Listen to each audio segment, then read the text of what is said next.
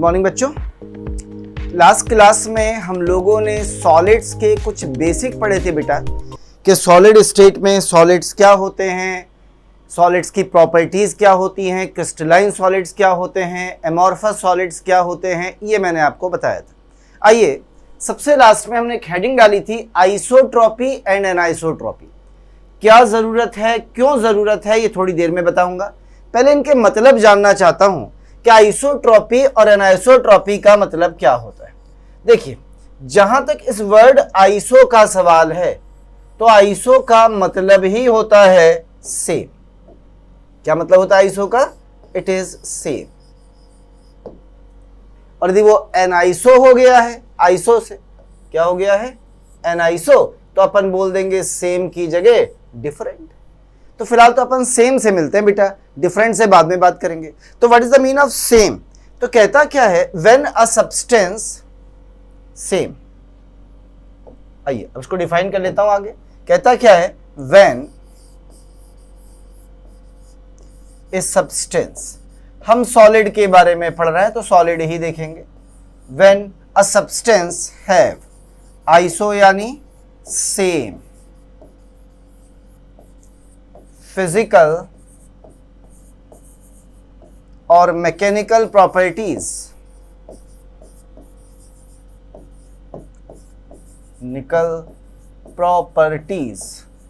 in all the directions or in different directions, in different directions। अब ये physical और mechanical properties कौन सी होती हैं? जैसे लाइक हम बेटा इनकी बात कर लें, जैसे रिफ्रैक्टिव इंडेक्स होता है। रिफ्रैक्टिव इंडेक्स है हमारे पास, कैसी प्रॉपर्टी है? एक फिजिकल प्रॉपर्टी।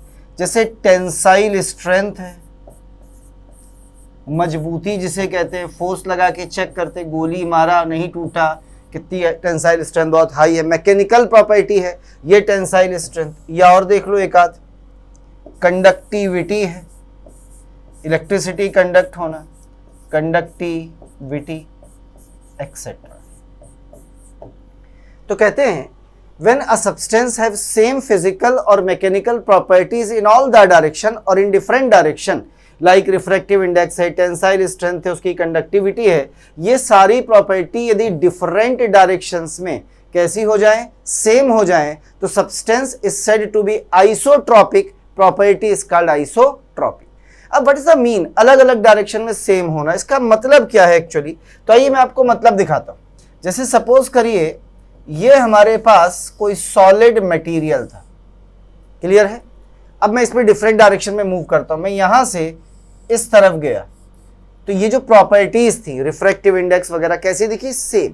मैं इधर से इधर की तरफ गया, कैसी नजर आई? सेम।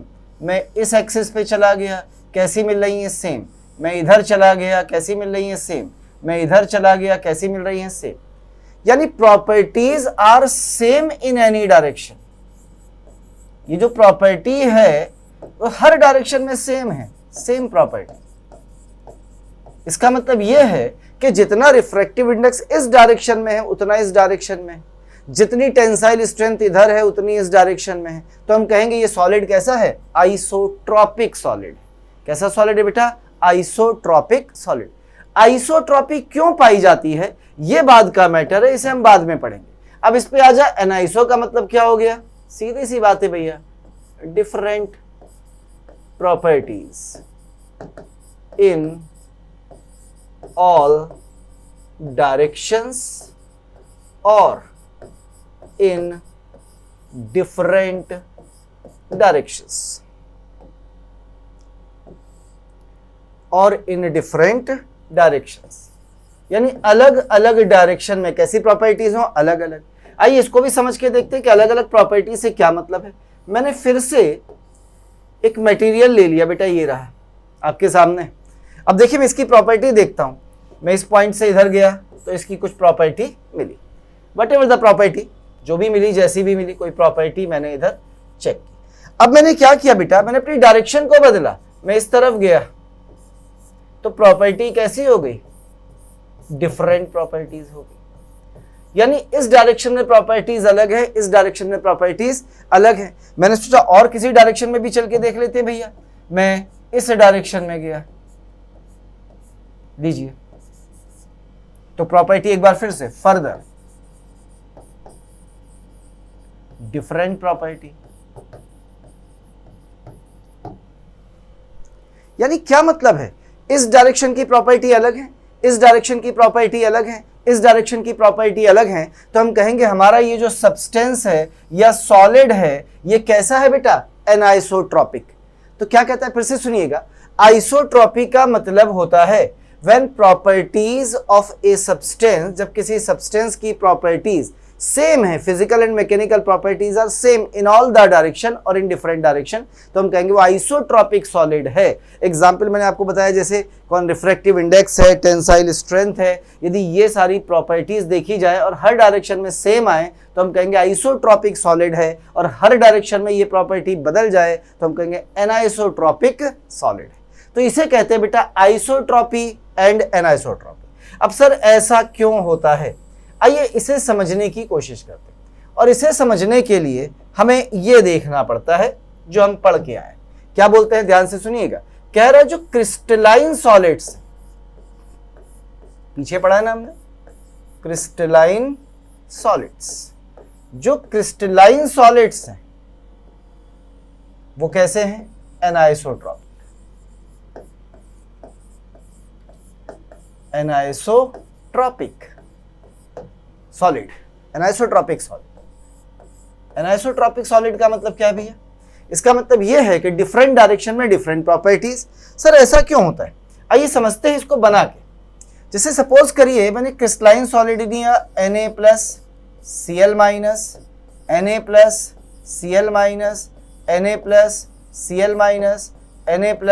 Na+Cl-, एक वेल डिफाइंड रेगुलर अरेंजमेंट है, plus minus plus minus, Cl-, Na+, Cl-, Na+, Cl-, Na+, Cl-, Na+, Na+Cl-,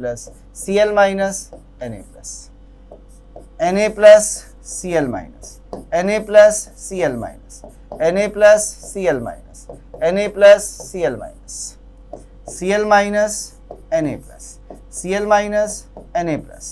Na+Cl-, Cl-, Na+, Cl-, Na+, Cl-, Na+, Cl-, Na+, एक और बना लेता हूं, Na+Cl-, Na+Cl-, Na+Cl-, Na+Cl-, ये crystalline solid है। Sir ये crystalline solid क्यों है, देखो कितना परफेक्शन है, चाहे इधर जाओ और चाहे इधर आओ, किधर भी जाओ सेम आएगा, पॉजिटिव के बाद नेगेटिव, नेगेटिव के बाद पॉजिटिव, नेगेटिव पॉजिटिव, कहीं भी जाओ, क्लियर। अब देखिएगा मैं कहीं से पकड़ता हूं, मैं एक डायरेक्शन ऐसे करके ले रहा हूं, ये रही पहली डायरेक्शन, और इसे नाम दे देता हूं सपोज AB, पहला। इस AB को ध्यान से देखिएगा तो आपको क्या दिखेगा, plus minus plus minus plus minus, तो A to B आपको कैसा दिख रहा है, एक रेगुलर अरेंजमेंट दिख रहा है, पक्का। अब देखिएगा मैं दूसरी लाइन खींच के दिखा रहा हूं, इसके अलावा कोई लाइन ले लेते हैं। मैंने क्या किया, यहां से ये एक लाइन खींची, देखो बिल्कुल रेगुलर लाइन है, plus plus plus plus plus, एक जैसा रेगुलर है ना, लेकिन इधर की लाइन और इधर की लाइन में डिफरेंस है, ध्यान से देख लीजिए आपको डिफरेंस नजर आ जाएगा। एक और लाइन खींच के दिखाता हूं, समझिएगा, कलर बदलता रहता हूं बेटा ताकि अलग अलग हमें नजर आए। एक और लाइन खींच के दिखा रहा हूं, देखना ये रही एक और डायरेक्शन, ठीक, इनको नाम दे देते हैं, इसको AB, इसको CD और इसे EF। अब ध्यान से देखना, मैं लिख के दिखा रहा हूं नीचे एक एक करके।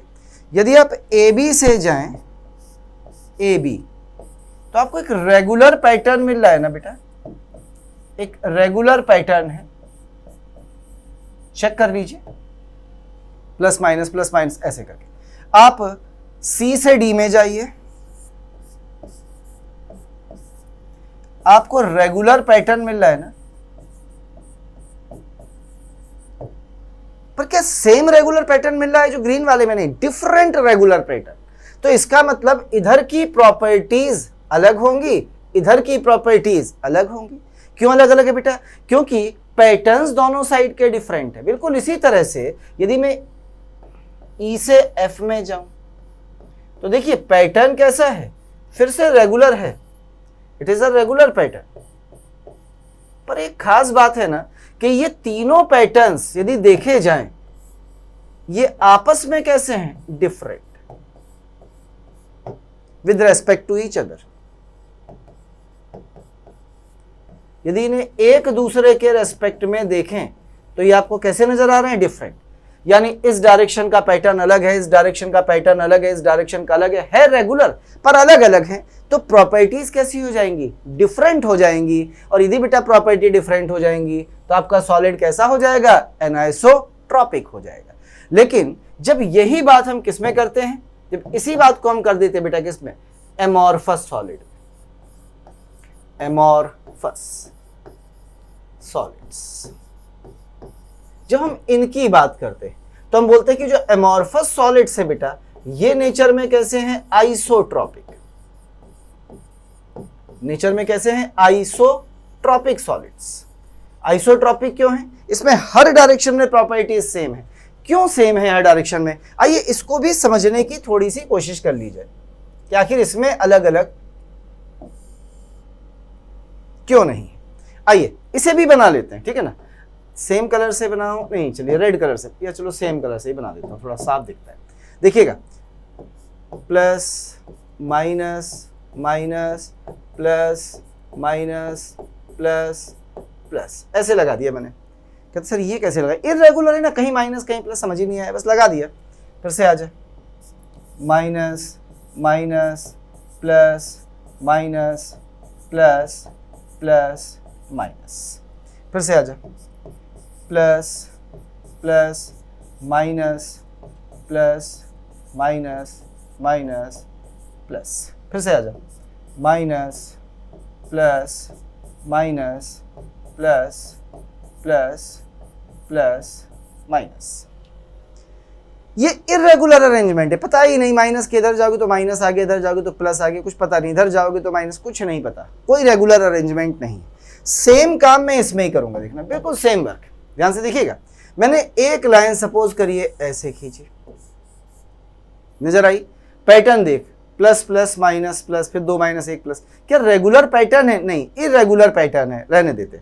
दूसरी लाइन पे आते भैया, दूसरी लाइन फिर से खींच रहा हूं, देखना जैसे वहां खींची थी सेम खींच रहा हूं। इसे देख, minus plus plus plus, irregular pattern है, एक ही माइनस है, यहां तक रेगुलर है पर फिर इरेगुलर हो गया। एक और लाइन खींच लेते, चल व्हाइट कलर से खींची थी, ग्रीन से खींच देता हूं, फिर से एक लाइन खींच देता हूं, देखना कहीं से भी खींच ले, जहां से मन कर रहा हो, कहां से खींच, यहां से खींच दो, ठीक है। देखना ये देख, प्लस माइनस माइनस प्लस, क्या कहीं रेगुलर पैटर्न है तीनों में, नहीं, तीनों में इरेगुलर है। यदि इरेगुलर है तो ये कैसा पैटर्न है, इरेगुलर। ये कैसा पैटर्न है, इरेगुलर। ये कैसा पैटर्न है, इरेगुलर। जब इरेगुलर है तो तीनों पैटर्न्स कैसे हैं, सेम।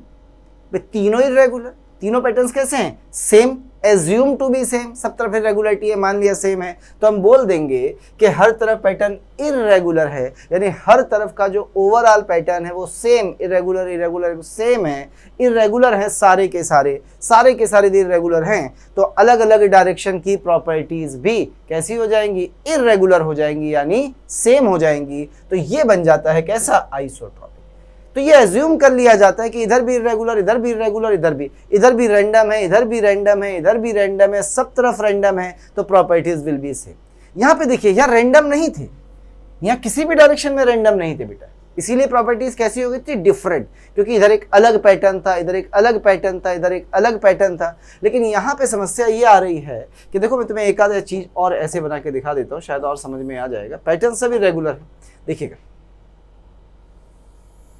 जैसे मैंने ये बनाया, तो ध्यान से देखना, पैटर्न इरेगुलर है पर मिल रहा है इरेगुलर से। देखो कैसे, plus plus plus minus, plus plus plus minus, एक जैसे हो रहा है, पैटर्न है इरेगुलर, यानी प्लस माइनस, रेगुलरिटी कुछ नहीं है, इधर भी कोई रेगुलरिटी नहीं है। पर खास बात केवल इतनी सी है कि जब हर डायरेक्शन में वो इरेगुलर है, रेगुलरिटी कहीं आनी ही नहीं है पैटर्न्स पे, तो हम बोल देंगे ऑल आर सेम, सभी पैटर्न सेम है, तो इसी को हम नाम दे देते हैं आइसोट्रॉपिक सॉलिड। तो याद हमें केवल इतना रखना है बेटा कि क्रिस्टलाइन सॉलिड एनाइसोट्रॉपिक होते हैं और amorphous solids are isotropic in nature, ये नेचर में आइसोट्रॉपिक होते हैं। चलिए, ये था क्रिस्टलाइन सॉलिड्स और एमॉर्फस सॉलिड्स के बारे में। थोड़ा सा आगे बढ़ते हैं और अगली हेडिंग पर आ जाते हैं। इसे बोलते हैं टाइप्स या classification of crystalline solids. Solid state में हम स्टडी करेंगे केवल किसकी? क्रिस्टलाइन सॉलिड्स की। हम एमॉर्फस सॉलिड की स्टडी नहीं करेंगे। ऐसा नहीं कि एमॉर्फस सॉलिड कोर्स में नहीं है, हम पढ़ते हैं बेटा, एमॉर्फस खूब पढ़ा है हमने, कोल पढ़ा है, कोक पढ़ा है, गिलास पढ़ा है, सब कुछ पढ़ा है। लेकिन सॉलिड स्टेट चैप्टर में हम केवल बात करेंगे टाइप ऑफ क्रिस्टलाइन सॉलिड्स की। तो क्या कहता है, सबसे पहले तो सुनिएगा, ये कह रहा है कि ऑन द बेसिस ऑफ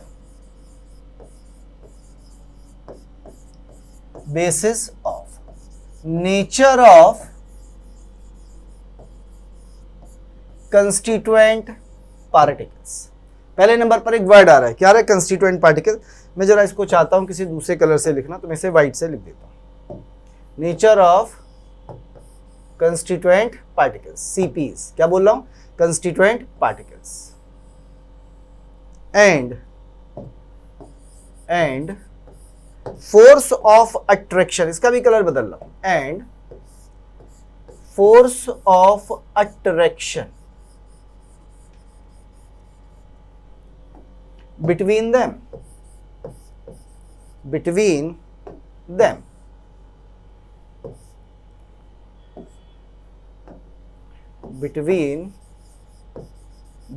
यानी मैं बताने जा रहा हूं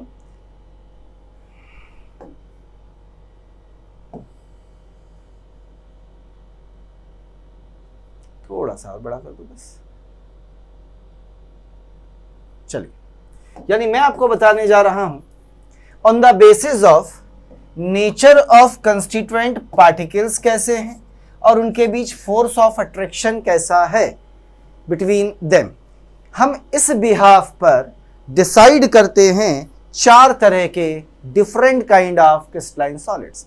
तो कह रहे हैं on the basis of the constituent particles and force of attraction between them, उनके सॉलिड्स या क्रिस्टलाइन सॉलिड्स, क्रिस्टलाइन, थोड़ा खिसका के लिख दो, crystalline solids are of 4 types. कितने टाइप के होते हैं? 4 टाइप के होते हैं, या इन्हें 4 क्लास में कन्वर्ट किया जा सकता है। कौन कौन से वो 4 टाइप हैं? सुनिएगा वन बाई वन। सबसे पहले नंबर पर जिन्हें हम बोलते हैं आयोनिक सॉलिड्स। किस चीज के बेसिस पर? इनके, ठीक। दूसरे नंबर पर आइए, इन्हें हम बोलते हैं मॉलिक्यूलर सॉलिड्स। किसके बेसिस पर? कंस्टिट्यूएंट पार्टिकल्स के बेसिस पर।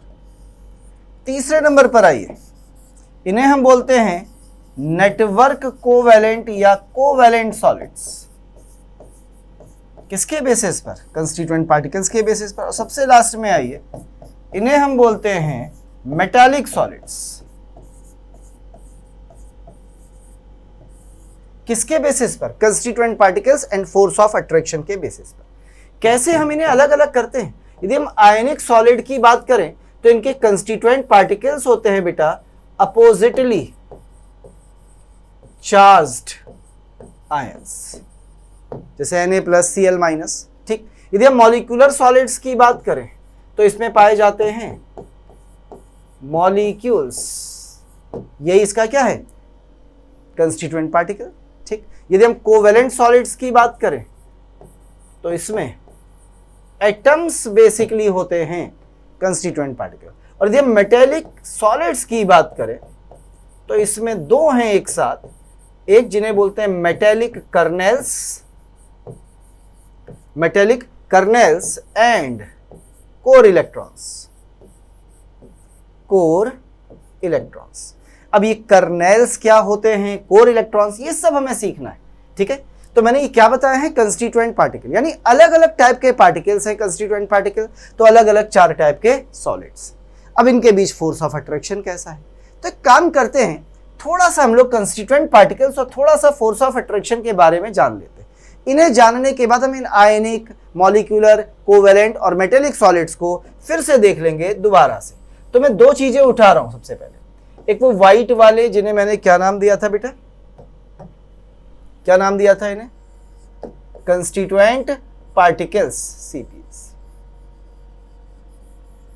कंस्टिट्यूएंट पार्टिकल्स क्या होते हैं, ये वो बेसिक छोटे से छोटा पार्टिकल होता है जिससे मिलकर कोई सॉलिड बना होता है, तो उसे बोलते हैं उसका कॉन्स्टिट्यूएंट पार्टिकल, या जिससे मिलकर कोई चीज बनी होती है वो उसका कंस्टिट्यूएंट पार्टिकल होता है, जिसे हम कहते हैं ना कंपोजिशन, कंस्टिट्यूशन, जो भी उसका है।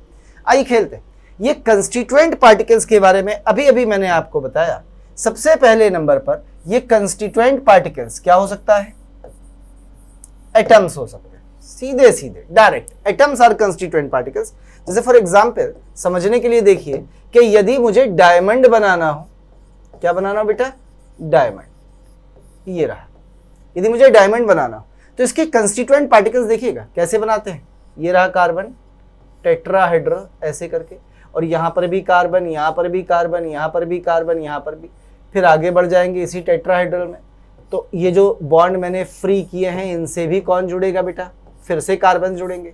तो यह कार्बन कार्बन कार्बन कार्बन एक दूसरे से जुड़ते चले जा रहे हैं, यानी इसके कंस्टिट्यूएंट पार्टिकल्स कौन हैं, एटम्स हैं बेटा। तो पहला कंस्टिट्यूएंट पार्टिकल जो हमें मिला वो क्या मिला, एटम मिला। दूसरे नंबर पर आ जा, कभी कभी यही कंस्टिट्यूएंट पार्टिकल्स क्या होते हैं, ये प्योर आयंस होते हैं।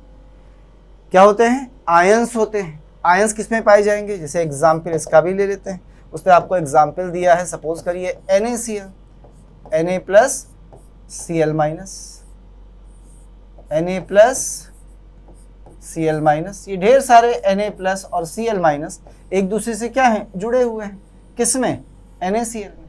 तो ये Na प्लस और Cl माइनस ये आयंस क्या हो गए, कंस्टिट्यूएंट पार्टिकल्स हो गए। इसी तरह से बेटा एक कंस्टिट्यूएंट पार्टिकल इनके अलावा ये भी हो सकते हैं,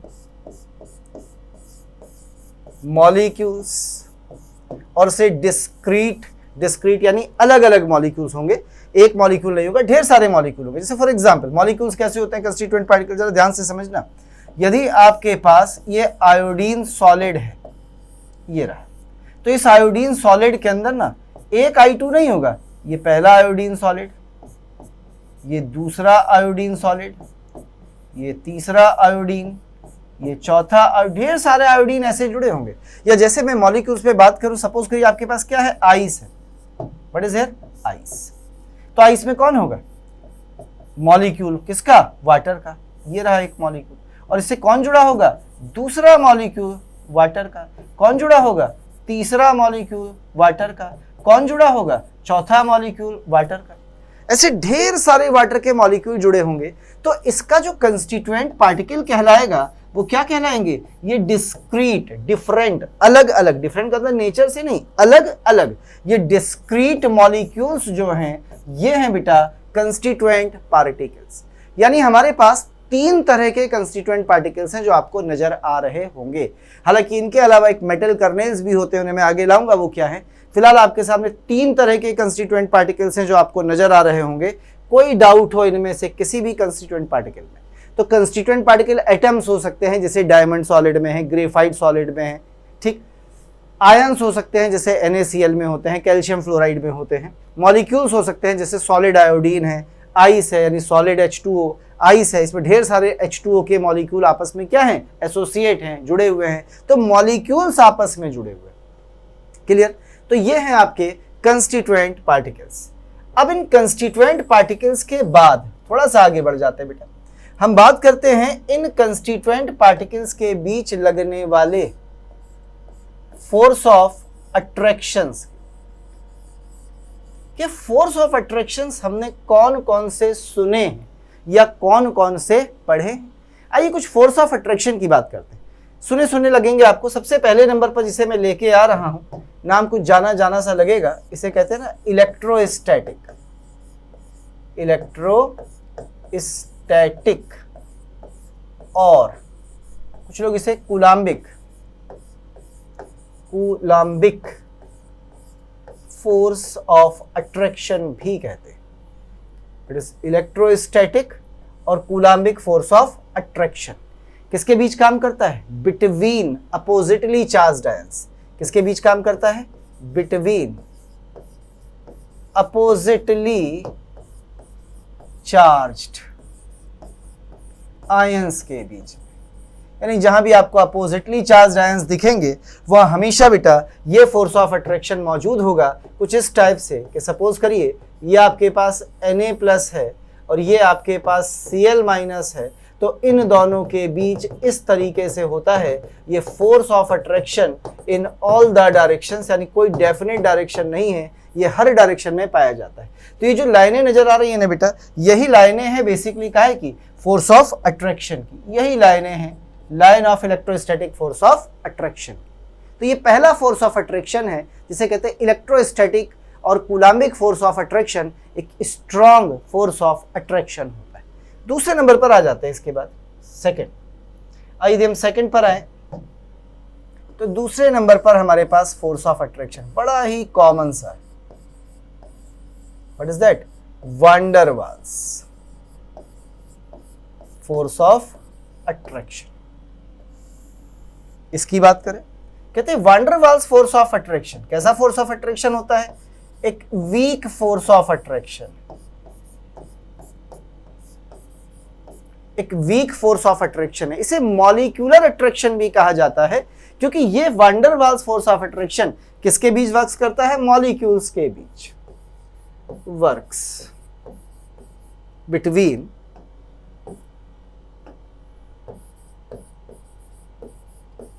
द discrete molecules, अलग अलग मॉलिक्यूल्स के बीच में। अब ये जो van der Waals attraction force होते हैं ये बेटा कई टाइप के आपने सुने होंगे कि ये van der Waals force of attraction कौन कौन से हैं, सुनिएगा। सबसे पहले नंबर पर जिसे हम बोलते हैं लंडन फोर्स या डिस्पर्जन फोर्स। कौन सा फोर्स? लंडन या डिस्पर्जन फोर्स। लंडन फोर्स या डिस्पर्जन फोर्स हमेशा उन मॉलिक्यूल्स के बीच में काम करता है जो नॉन पोलर होते हैं, जिसमें पोलैरिटी नहीं होती। किसके बीच काम करता है? Between non polar molecules. जैसे उसने पूछा कि बेंजीन और बेंजीन में कौन सा फोर्स ऑफ अट्रैक्शन है, तो आप बोल देंगे कि बेंजीन में कौन सा है? लंडन फोर्स या डिस्पर्जन फोर्स। भाई एग्जाम्पल यदि मुझे लिखने हैं जैसे, तो मैं पूछूं आयोडीन है, इसमें कौन सा फोर्स ऑफ अट्रैक्शन है, आप बता देंगे लंडन या डिस्पर्जन फोर्स। उसने बोला C6H6, बेंजीन में कौन सा फोर्स ऑफ अट्रैक्शन है, आप बोल देंगे लंडन या डिस्पर्जन फोर्स। क्योंकि कैसे मॉलिक्यूल हैं? ये नॉन पोलर मॉलिक्यूल हैं, इन पर कोई डाइपोल मोमेंट नहीं पाया जाता। दूसरे नंबर पर आइए इसी में सेकंड। लंडन फोर्स के बाद जो दूसरे नंबर पर आता है बेटा उसे बोलते हैं डाइपोल टू डाइपोल अट्रैक्शन या फोर्स ऑफ अट्रैक्शन, एक ही बात है। अब सर ये डाइपोल डाइपोल क्या होता है? देखो डाइपोल का मतलब होता है सिंपल, जहां दो पोल होते हो। दो पोल यानी एक साइड यदि पॉजिटिव है तो दूसरी साइड नेगेटिव हो तो इसे बोलते हैं डाइपोल। अब यदि ऐसे दो पोल हैं तो मॉलिक्यूल कैसा हो गया? पोलर हो गया। तो हम कहेंगे कि ये किसके बीच में काम करता है बेटा? यदि पूछा जाए तो अपन ऐसे बोल देते हैं कि it works between polar molecules. ये पोलर मॉलिक्यूल्स के बीच में काम करता है। पोलर मॉलिक्यूल कैसे होते हैं? जैसे एग्जांपल HCl एक पोलर मॉलिक्यूल है, सल्फर डाइऑक्साइड एक पोलर मॉलिक्यूल है। तो इनके बीच में जो फोर्स ऑफ अट्रैक्शन होगा वो डाइपोल टू डाइपोल होगा, क्योंकि इसमें दो पोल्स बन जाते हैं हमेशा। तो कौन सा फोर्स है बेटा? Dipole to dipole attraction.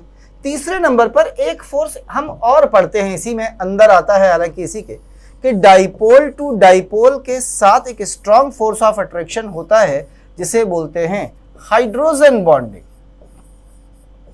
ये भी डाइपोल टू डाइपोल अट्रैक्शन ही है, पर ये केवल उन मॉलिक्यूल्स में पाया जाता है जिनमें FON फोन यानी फ्लोरीन, ऑक्सीजन या नाइट्रोजन से जुड़ी हाइड्रोजन प्रेजेंट होती है, केवल वहां पाई जाती है ये हाइड्रोजन बॉन्डिंग। और ये हाइड्रोजन बॉन्डिंग इन तीनों में सबसे स्ट्रॉन्ग अट्रैक्शन यानी सबसे स्ट्रॉन्ग हाइड्रोजन, फिर डाइपोल टू डाइपोल, सबसे वीक लंडन और डिस्पर्जन फोर्सेस।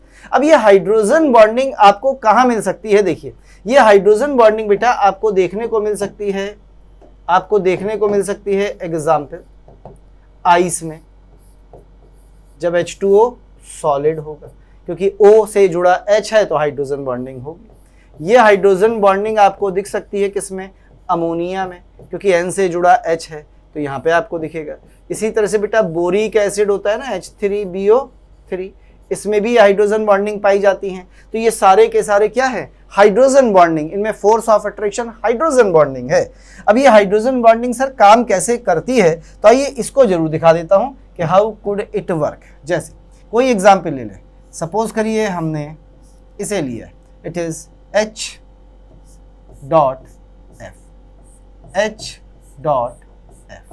तो होगा क्या? दोनों पोलर मॉलिक्यूल हैं, इनके बीच में ये बन गई देख हाइड्रोजन बॉन्डिंग। कौन सा बॉन्ड? Hydrogen bond. तो ये हाइड्रोजन बॉन्ड इस पोलर मॉलिक्यूल और इस पोलर मॉलिक्यूल को आपस में जोड़ेगा। यानी एक्चुअली यहाँ दो फोर्स होंगे, डाइपोल टू डाइपोल भी होगा। और एक ध्यान से देख, H पर आएगा पार्शियल पॉजिटिव, F पर आएगा पार्शियल नेगेटिव, H पर आएगा पार्शियल पॉजिटिव, F पर आएगा पार्शियल नेगेटिव। तो पॉजिटिव और नेगेटिव के बीच में कहीं एक वीक सा इलेक्ट्रोस्टैटिक अट्रैक्शन भी है, यानी दो फोर्स ऑफ अट्रैक्शन काम कर रहे हैं। डाइपोल टू डाइपोल तो है ही है बेटा, उसके अलावा हाइड्रोजन बॉन्डिंग भी आपको नजर आ रही होगी। यानी ये स्ट्रॉन्गेस्ट है, ये स्ट्रॉन्गर है, ये वीकर है। ठीक है, आगे बढ़ जाते हैं थोड़ा सा। तो अभी तक हमने जो पढ़ा एक नजर डालें। अभी हमने दो तरह के फोर्सेस सीखे बेटा, कौन कौन से? एक इलेक्ट्रोस्टैटिक या कूलाम्बिक फोर्स ऑफ अट्रैक्शन जो दो अपोजिट चार्ज आयंस के बीच है, और दूसरा van der Waal force of attraction जिसे तीन कैटेगरीज में बांटा, लंडन या dispersion force, dipole to dipole attraction या हाइड्रोजन बॉन्डिंग। यहां तक आपने देखा। आइए तीसरे नंबर पे चलते हैं। और फोर्स ऑफ अट्रैक्शन कौन सा है? तो तीसरे नंबर पे चलते हैं और इस फोर्स ऑफ अट्रैक्शन से मिलते हैं जिसका नाम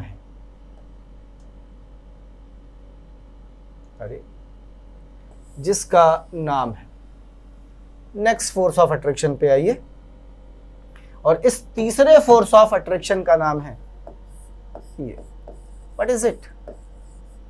मेटेलिक बॉन्डिंग। देख, कुछ चीजें नाम से ही पता चलती हैं, ये भी एक फोर्स ऑफ अट्रैक्शन। अरे बॉन्ड का मतलब ही अट्रैक्शन होता है भैया। मेटेलिक बॉन्डिंग ये भी एक फोर्स ऑफ अट्रैक्शन है। किसमें देखने को मिलती है? इन मेटल्स। किसमें देखने को मिलती है? इन मेटल्स। बॉन्ड का मतलब ही अट्रैक्शन है। बॉन्ड यानी चिपक जाना, फेविकॉल बॉन्ड चिपका देता है, याद है ना? चल भाई, मेटेलिक बॉन्डिंग क्या चीज है? मेटल्स में पाई जाती है, बिल्कुल सच बात है। कैसे होती है किसी मेटल के अंदर ये मेटेलिक बॉन्डिंग? आइए जरा मिलते हैं। मैंने ये एक मेटल का टुकड़ा लिया है, क्या है ये? मेटल का पीस। अब देखना, ये छोटे छोटे मेटल के एटम्स हैं इसमें, ये रहे, ठीक है। पर ये मेटल के जो एटम्स हैं ना, ये अभी आपस में बॉन्डेड नहीं हुए। बॉन्डेड कैसे होंगे, जुड़ेंगे कैसे? वो क्या चीज है, उससे मिलना। मेटल की फंडामेंटल प्रॉपर्टी होती है उसका इलेक्ट्रोपॉजिटिव होना। इलेक्ट्रोपॉजिटिव होने का मतलब होता है बेटा कि ये अपने वैलेंस इलेक्ट्रॉन्स को क्या कर देता है? लूज, ऐसे करके। पर ये वैलेंस इलेक्ट्रॉन जो इसने लूज किए ना, कहीं गए नहीं है, मेटल के अंदर ही हैं। और ये मेटल के अंदर करते क्या रहते हैं? ये इन मेटल के अंदर ऑसिलेट करते रहते हैं, ऐसे ऐसे करके, कहीं पर भी मूव करने के लिए फ्री है। देख, यानी ये कौन से इलेक्ट्रॉन है? दीज आर फ्री इलेक्ट्रॉन्स, और इन्हीं का नाम है कोर इलेक्ट्रॉन। क्या बोलते हैं? Core electron. और ये जो आपको एक मेटल नजर आ रहा है ना, ये वाला, ये पॉजिटिव सा, इसे बोलते हैं मेटल कैटायन, और इसी का नाम है मेटल कर्नेल। कर्नेल, आर्मी वाला कर्नल नहीं बेटा, कर्नेल्स, ठीक है। क्या है ये मेटल कर्नेल्स, ये है बेटा आपका मेटल कर्नेल। यानी ये फोर्स ऑफ अट्रैक्शन जो मेटेलिक बॉन्डिंग है ये किसके बीच काम कर रहा है वो मुझसे पूछ रहा है। तो ये काम कर रहा है between the metal kernel and किसके बीच, इन इलेक्ट्रॉन्स के बीच। ये इलेक्ट्रॉन पूरे में फैले हुए हैं, इनका क्या बना हुआ है, एक क्लाउड बना हुआ है, यानी बिटवीन मेटल कर्नेल एंड सी बोल देता हूं, समुद्र बना हुआ है, क्लाउड बना है, कुछ भी बोल दे, एंड सी ऑफ डीलोकलाइज। ये लोकलाइज नहीं है, मूव कर रहे हैं, डीलोकलाइज इलेक्ट्रॉन्स, इसे कहते हैं मेटेलिक बॉन्ड। अब सोचना जरा, इस पे चार्ज कैसा पोल भाई, प्लस, ठीक है। इस पे चार्ज कैसा, तो अपन बोलेंगे कोई कलर ऐसा लें जो दिखेगा। इस पे चार्ज कैसा, अपन बोलेंगे प्लस। इस पे कैसा, प्लस, और बीच में क्या, negative electron, negative electron, negative electron, negative electron. तो ये जो इलेक्ट्रॉन का सी है, क्लाउड है, ये इन दोनों को आपस में जोड़ देगा पॉजिटिव को, और यही कहलाएगा मेटेलिक बॉन्ड। ये बेटा तीसरे टाइप का इंपॉर्टेंट फोर्स ऑफ अट्रैक्शन होता है, इसी को कहते हैं मेटेलिक बॉन्डिंग। अब क्योंकि फ्री इलेक्ट्रॉन है, ये कहीं पर भी जा सकता है, मैं इधर से हीट दूंगा तो ये इलेक्ट्रॉन हीट ट्रांसफर कर देगा, तो अच्छा कंडक्टर हो गया। इसी तरह से करंट दूंगा, उसे भी पास करा देगा, क्योंकि इलेक्ट्रॉन के मूवमेंट को ही करंट कहते हैं बेटा। और इस तरह से ये इलेक्ट्रिसिटी का भी कंडक्टर हो गया, यानी इलेक्ट्रिकल कंडक्टर भी है और थर्मल कंडक्टर भी है, हीट और इलेक्ट्रिसिटी दोनों को कंडक्ट करता है। तो ये मेटेलिक बॉन्डिंग है। तो ये डिफरेंट फोर्स ऑफ अट्रैक्शन है बेटा। किसके बीच में फोर्स ऑफ अट्रैक्शन है, ये याद रखिए, ये फोर्स ऑफ अट्रैक्शन है कंस्टिट्यूएंट पार्टिकल्स के बीच। यहां कंस्टिट्यूएंट पार्टिकल कौन है, ये मेटल और ये इलेक्ट्रॉन क्लाउड, ये मेटल और इलेक्ट्रॉन क्लाउड, ये कंस्टिट्यूएंट पार्टिकल्स हैं। यानी हमारे कंस्टिट्यूएंट पार्टिकल दो हैं यहाँ पे, एक कोर इलेक्ट्रॉन और एक मेटल कर्नेल्स। क्लियर, चलिए भाई, यानी हमें ये समझ में आ गया कि हमारे पास कुल मिला के जो फोर्स ऑफ अट्रैक्शन है वो कौन कौन से हैं। तो एक नजर डाल ली जाए फिर से इन फोर्स ऑफ अट्रैक्शन पे, थोड़ा सा इन्हें छोटा करके। आइए, तो मेरे पास जो अभी तक फोर्स ऑफ अट्रैक्शन आए वो बेटा ये आए। कौन कौन से फोर्स ऑफ अट्रैक्शन आए, अरे आजा भाई नीचे। ये तो आपके कंस्टिट्यूएंट पार्टिकल्स थे, जो एटम्स थे, आयंस थे या मॉलिक्यूल थे।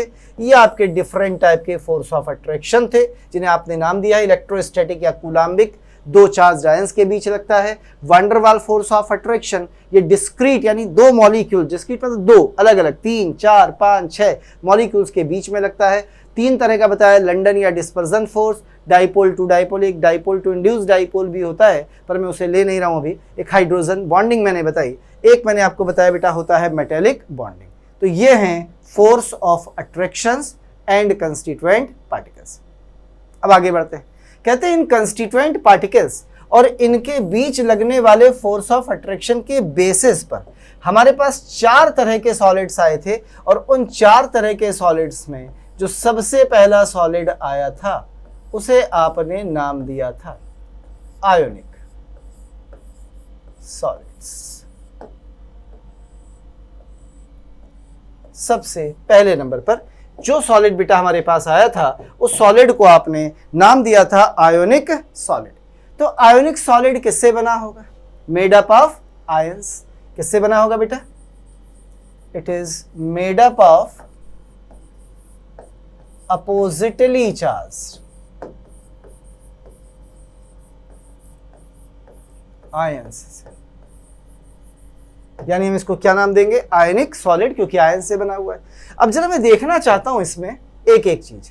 सबसे पहला, इसके कंस्टिट्यूएंट पार्टिकल्स। सबसे पहला, इसके कंस्टिट्यूएंट पार्टिकल्स कौन होते हैं। तो बेटा इसके कंस्टिट्यूएंट पार्टिकल्स की बात कर ली जाए तो इसके कंस्टिट्यूएंट पार्टिकल्स होते हैं अपोजिटली चार्ज्ड आयंस। ये इसके कंस्टिट्यूएंट पार्टिकल्स है, यानी एक पॉजिटिव आयन होगा तो दूसरा नेगेटिव होना चाहिए, चार्जेस कुछ भी आते हो। दूसरे नंबर पर है, कह रहा फोर्स ऑफ अट्रैक्शन बताइए क्या होगा। किसके बीच? Between the constituent particles. तो मेरे ख्याल से अभी बताया था मैंने, क्या होगा? एक स्ट्रॉन्ग इलेक्ट्रोस्टैटिक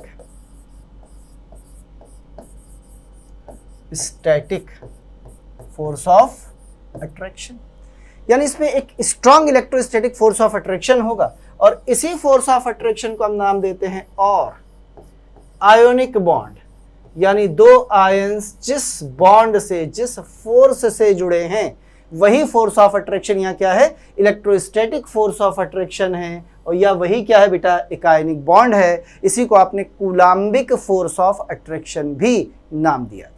तीसरे नंबर पर आइए, तीसरे नंबर पर बात कर रहे हैं NOS। आप फुल फॉर्म लिखिएगा, नेचर ऑफ सॉलिड, यानी सॉलिड की नेचर कैसी है। तो सॉलिड की नेचर कैसी है भैया? फोर्स ऑफ अट्रैक्शन ज्यादा है तो हार्ड है, एंड ब्रिटिल होते हैं। ब्रिटिल समझते हैं, यानी थोड़ा सा एक्सटर्नल फोर्स लगाओ, छोटे छोटे पार्टिकल्स में सडनली ब्रेक हो जाते हैं, तो हार्ड एंड ब्रिटिल होते हैं सॉलिड्स, नेचर ऑफ सॉलिड्स। आइए नेक्स्ट बात करते हैं, इसकी कंडक्टिविटी कैसी है। इसकी बात कर रहे हैं कंडक्टिविटी। याद रखिए ये कंडक्टर्स नहीं है, इंसुलेटर हैं, तो इनकी कंडक्टिविटी क्या है? निल, यानी निल होती है इन सॉलिड। सॉलिड्स में निल है। क्यों सॉलिड में निल है? क्योंकि आप कहते हैं कि सॉलिड के अंदर, बिकॉज जो आयंस यानी कंस्टिट्यूएंट पार्टिकल्स हैं, जिन्हें हमने सीपी बोला है, ions are not free to move. ये मूव करने के लिए आजाद नहीं है, फ्री नहीं है, इसलिए बेटा ऐसा हो गया है। लेकिन यही बहुत हाई हो जाती है। यही कैसी हो जाएगी? हाई। कब? इन मॉल्टेन स्टेट, जब ये पिघलने लगेंगे, इन मॉल्टेन स्टेट और सॉल्यूशन स्टेट। जब आप इनका क्या बना देंगे? सॉल्यूशन बना देंगे, कोई लिक्विड, तो बहुत हाई हो जाएगी। सर अब क्यों हाई हो गई? क्योंकि हम बोलेंगे अब जो इसमें आयंस थे, बिकॉज आयंस आर फ्री। जो आयंस हैं वो क्या हो गए? फ्री हो गए। किस काम के लिए? टू मूव, मूव करने के लिए। और आयंस यदि फ्री हो गए तो आयंस बेटा मूव करेंगे, और यदि आयंस मूव करेंगे तो अपने आप इलेक्ट्रिसिटी कंडक्ट होनी शुरू हो जाएगी। यानी सॉलिड NaCl इलेक्ट्रिसिटी को कंडक्ट नहीं करता, पर मॉल्टेन या फ्यूज्ड NaCl करता है। NaCl के सोल्यूशन में करंट पास कराओगे, बड़ी जोर से करंट पास होगी, याद रखिए। आगे बढ़ जाते हैं, नेक्स्ट प्रॉपर्टी पर आते हैं। Next property is MP, Madhya Pradesh. नहीं भाई, मेल्टिंग पॉइंट्स। कह रहे what about the melting points? तो इनके बेटा मेल्टिंग पॉइंट्स कैसे हैं? हाई, बहुत ज्यादा है, because strong force of attraction are present, तो उन्हें तोड़ना मुश्किल है। हाई है क्योंकि strong force of attraction are present, क्योंकि स्ट्रॉन्ग फोर्स ऑफ अट्रैक्शन, देखो आपने लिखा है ना फोर्स ऑफ स्ट्रॉन्ग इलेक्ट्रोसिटी, तो इनके मेल्टिंग पॉइंट्स कैसे होते हैं? बहुत हाई होते हैं। जैसे फॉर एग्जांपल, यदि हमारा कभी मन हो कि हम NaCl को मेल्ट करें, तो बेटा NaCl को मेल्ट करने के लिए लगभग 801 डिग्री सेल्सियस टेम्परेचर चाहिए। ये इसका मेल्टिंग पॉइंट है। कभी आपका मन हो कि सर हम CaF2 को मेल्ट करना चाहते हैं, देख कैल्शियम पर पॉजिटिव चार्ज बढ़ गया, और पॉजिटिव बढ़ते ही इलेक्ट्रोस्टैटिक फोर्स ऑफ अट्रैक्शन बढ़ जाएगा, यानी इसका मेल्टिंग पॉइंट और हाई हो जाएगा। तो इसका जो मेल्टिंग पॉइंट होता है वो लगभग 1418 डिग्री सेल्सियस होता है। देख लीजिए कितने हाई मेल्टिंग पॉइंट्स होते हैं इनके। अब थोड़े एग्जाम्पल्स की भी बात कर ली जाए भाई, इसी में थोड़ी सी बात एग्जाम्पल्स की कर लेते हैं।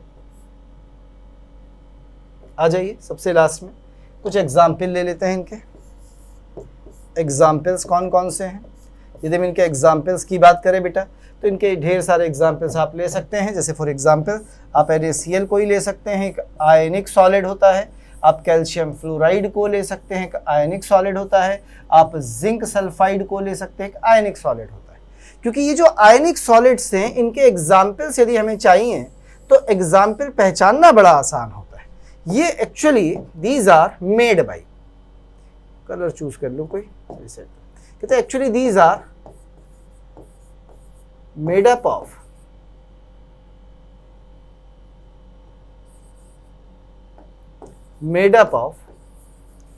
cations of alkali metal and alkaline earth metal with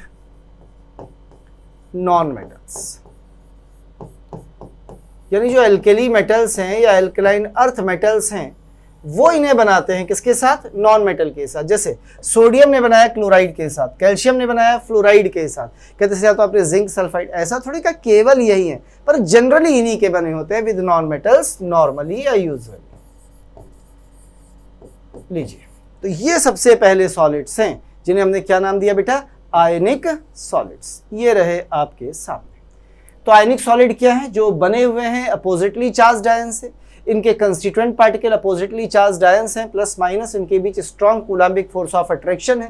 और शायद आपको पता होगा बेटा, ये जो फोर्स ऑफ अट्रैक्शन इनके बीच काम करता है, जिसे हम फोर्स ऑफ अट्रैक्शन कहते हैं, ये force of attraction directly proportional होता है Q1 Q2 के, और ये इनवर्सली प्रोपोर्शनल होता है R² के। याद हो आपको, यही कूलाम्बिक फोर्स ऑफ अट्रैक्शन है जो काम करता है। यदि मैंने Q1 या Q2 को बढ़ाया, जैसे कि यहाँ कहाँ एग्जाम्पल था, यहाँ पे बढ़ाया था, जैसे यहाँ तो +1 था और यहाँ +2 था। देखिए, तो जैसे ही आपने Q1 Q2 कुछ बढ़ाया, फोर्स ऑफ अट्रैक्शन बढ़ गया, मेल्टिंग पॉइंट एकदम से क्या हो गया था, राइज हो गया। आगे आ जाते हैं force of attraction, strong electrostatic attraction या आयनिक बॉन्ड है। नेचर हार्ड और ब्रिटल होते हैं सॉलिड्स। कंडक्टिविटी सॉलिड में नहीं पाई जाती, जितना चाहे करंट पास कराओ कोई फर्क नहीं पड़ता, लेकिन सोल्यूशन स्टेट में करंट पास होगी। ये मैंने एक NaCl सॉलिड लिया, यहाँ से मैंने I करंट पास कराई, मैं यहाँ पे पकड़ के इसे खड़ा हो गया, मुझे कुछ नहीं होगा, मैं इस पे बैठ भी जाऊँ तो मुझे कुछ नहीं होगा। लेकिन गलती से कहीं ये मेल्ट कर गया, फ्यूज्ड कर गया, तो मैं यहाँ बैठा था, उछल पड़ूंगा एकदम से, क्योंकि करंट पास होनी शुरू हो जाएगी बेटा। क्योंकि जैसे ही आप इस सॉलिड को मॉल्टेन स्टेट या फ्यूज्ड स्टेट में लाएंगे, आयंस फ्री हो जाएंगे, और आयंस के फ्री होते ही इलेक्ट्रिसिटी पास होना शुरू हो जाती। तो ये सॉलिड हैं आयनिक सॉलिड्स। आगे बढ़ जाते हैं बेटा, दूसरे नंबर पर आते हैं। चलिए, आयनिक सॉलिड्स के बाद जो दूसरे सॉलिड्स हमारे पास आते हैं, सेकंड, ये कहलाते हैं बच्चा मॉलिक्यूलर सॉलिड्स। देखिए, हमें कंस्टिट्यूएंट पार्टिकल्स के बेसिस पर ही पढ़ रही है। मैं ऑलरेडी आपको पीछे बता चुका हूं कि किसका कंस्टिट्यूएंट पार्टिकल क्या है, molecular solids. Molecular solid form कौन करता है, सबसे पहले ये फॉर्म्स करते हैं मॉलिक्यूल्स, और खूब सारे मॉलिक्यूल, डिस्क्रीट ढेर सारे मॉलिक्यूल्स होने चाहिए। तो मॉलिक्यूलर सॉलिड्स के यदि मैं कंस्टिट्यूएंट पार्टिकल्स से शुरू करूं, किससे शुरू करूं, कंस्टिट्यूएंट पार्टिकल्स से। तो किसी भी मॉलिक्यूलर सॉलिड के जो बेटा कंस्टिट्यूएंट पार्टिकल्स हैं, वो क्या हैं, मॉलिक्यूल्स। क्या है, molecules. Polar molecule, non polar, जैसे भी कौन है, मॉलिक्यूल। आगे बात करते हैं फोर्स ऑफ अट्रैक्शन। यदि इनमें फोर्स ऑफ अट्रैक्शन की बात की जाए, तो ये भी मैं आपको बता चुका हूं कि इनके बीच फोर्स ऑफ अट्रैक्शन है van der Waals force of attraction, van der Waals force of attraction. और इस वान der Waals force of attraction के लिए जो कुछ मैंने आपको बताया, वो क्या बताया कि ये कैसा है, एक वीक फोर्स ऑफ अट्रैक्शन है, वीक फोर्स ऑफ अट्रैक्शन है। और ये van der Waals force of attraction depend करता है दो बातों पर, साइज कैसा है, साइज कैसा है, और मॉलिक्यूलर वेट कैसा है। यानी ये वीक फोर्स ऑफ अट्रैक्शन जिसे हम वान डर वाल फोर्स कहते हैं, ये सबसे पहले डायरेक्टली प्रोपोर्शनल होता है मॉलिक्यूलर वेट, और फिर ये डायरेक्टली प्रोपोर्शनल होता है साइज के।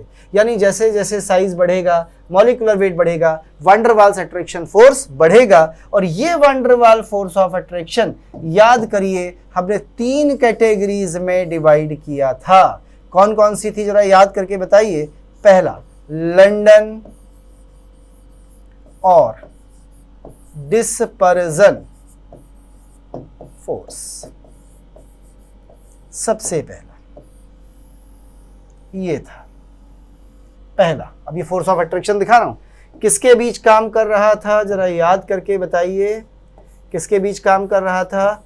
Between non polar molecules. किसके बीच काम कर रहा था? नॉन पोलर मॉलिक्यूल्स के बीच में। कैसा है? बहुत वीक है। तो सॉलिड की नेचर की भी बात कर ली जाए। जो आपका सॉलिड होंगे वो कैसे होंगे? Soft solid. यानी सॉलिड कैसा है? Soft solid. कह रहा है मेल्टिंग पॉइंट कैसा होगा? तो हम बोल देंगे बहुत कम, लो होंगे मेल्टिंग पॉइंट। एग्जाम्पल्स की भी लगे हाथ बात कर ली जाए। एक एग्जाम्पल भी पूछ रहा है, बता दीजिए। तो आप कहेंगे एग्जाम्पल होंगे जैसे आयोडीन, जैसे सॉलिड कार्बन डाइऑक्साइड। इतना कम है, इतने सॉफ्ट है कि आप चाकू से काट दीजिए, और इतना कम मेल्टिंग पॉइंट है कि रूम टेम्परेचर पर ये धीरे धीरे उड़ना शुरू कर देगा, ये मेल्ट होना शुरू कर देगा।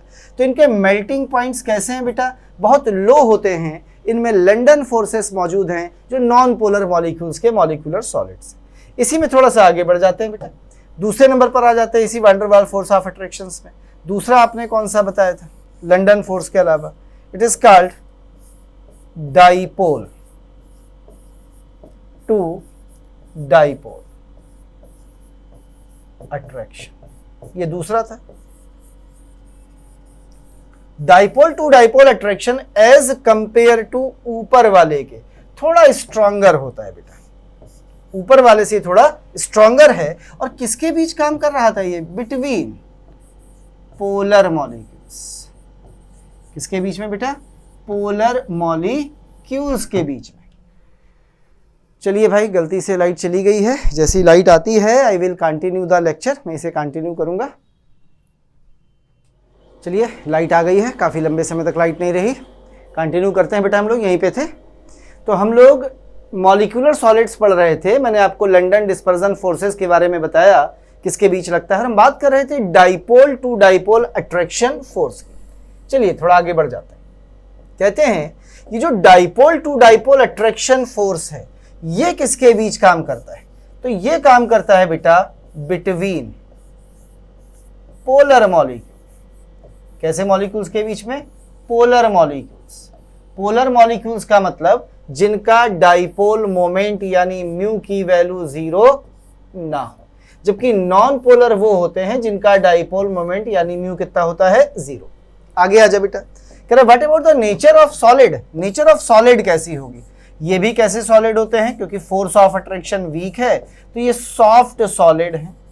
और यदि ये सॉफ्ट सॉलिड हैं तो इनका भी मेल्टिंग पॉइंट कैसा होगा? लो होगा बेटा, यानी लो मेल्टिंग पॉइंट्स होते हैं। थोड़ा सा और आगे बढ़ जाते हैं, आइए इसी में एग्जाम्पल्स की बात कर लेते हैं कि एग्जाम्पल बता दीजिए इन सॉलिड्स के कौन होते हैं बेटा। तो पोलर मॉलिक्यूल कौन हो सकता है? जैसे हमने ICl सॉलिड या IBr सॉलिड ले लिया, पोलर है, डाइपोल है बेटा, पॉजिटिव नेगेटिव। या हमने सल्फर डाइऑक्साइड सॉलिड ले लिया, तो ये सॉलिड कैसे हैं? Polar molecules. क्लियर? तो इनमें कौन सा अट्रैक्शन है? Dipole to dipole. तीसरे नंबर पर यहीं पर एक और आता है बच्चे, जिसे अपन बोलते हैं, याद करिए, तीसरा एक और आता था जिसे हम लोग बोलते थे हाइड्रोजन बॉन्डेड। Hydrogen bonded.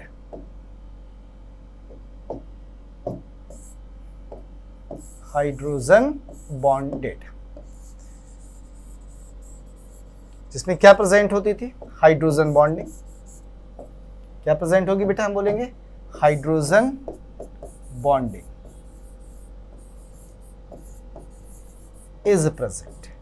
अब जरा आप सोचिए कि ये हाइड्रोजन बॉन्डिंग किसमें प्रेजेंट होती थी? कुछ आपको यदि याद हो तो हाइड्रोजन बॉन्डिंग प्रेजेंट होगी उन सभी पोलर मॉलिक्यूल में जिनके पास फोन से जुड़ा हाइड्रोजन हो। पहला पॉइंट ये आता है। पॉइंट नंबर 2 पर आ जाए बेटा। इसी में कह रहे कैसे होंगे? सॉफ्ट होंगे या स्ट्रांग होंगे?